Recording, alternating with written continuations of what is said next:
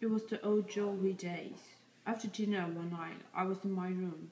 You came in and also stood against the wall, looking down at the ground, and only after I'd asked you what you want. What was wrong? I don't know how many times did you speak, and even then, so softly I almost didn't hear you. Sam, please help me to go and fetch my dad. Remember? He was dead drunk on the floor of the Central Hotel bar. They'd phoned you for your mom, but you were the only one at home. And do you remember how we did it? You went in first by yourself to ask permission for me to go into the bar.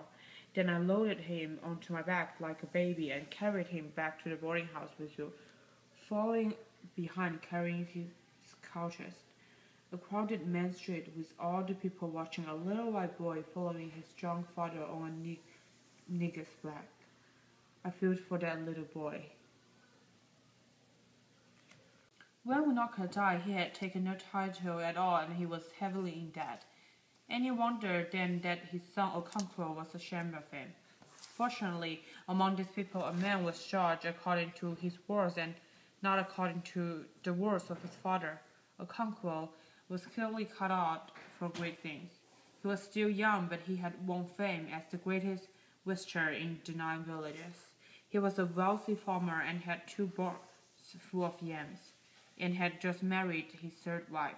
To crown it all, he had taken 2 titles and had shown incredible prowess in 2 intertribal wars.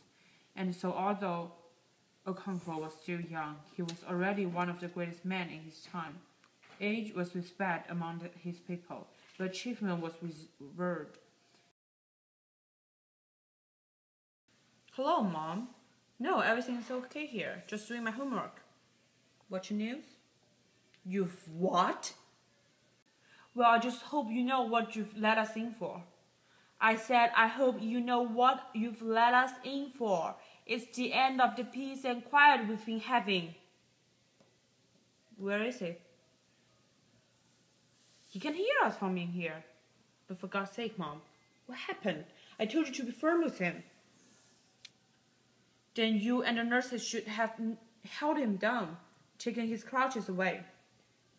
I know only too well he's my father. I'm not being disrespectful, but I'm sick and tired of emptying stinking chamber pots full of plague and piss. Okonkwo was well received by his mother's kinsman in Mubata. The old man who received him was his mother's younger brother, who was now the eldest surviving member of their family. Why is Okonkwo with us today? This is not his clan. We are only his mother's kinsmen. It's true that a child belongs to its father, but when a father beats his child, it seeks sympathy in its mother's head. A man belongs to his fatherland when things are good and life is sweet. But when there is sorrow and bitterness, he finds refuge in his motherland. Your mother is there to protect you. She is buried there. And that is why we say that mother is Submi. Is it right that you, Okonkwo, should bring to your mother a heavy face and refuse to be comforted? Be careful, or you may displease the dead. Your duty is to comfort your wives and children and take them back to your fatherland after 7 years. But if you allow sorrow to weigh you down and kill you,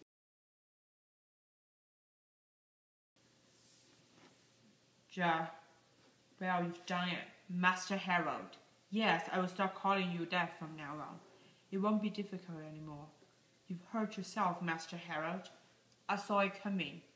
I warned you, but you wouldn't listen. You've just hurt yourself bad. And you are a coward, Master Harold.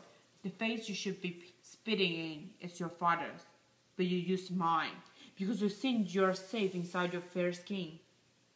And this time, I don't mean just a decent. Should I hit him here, Willie?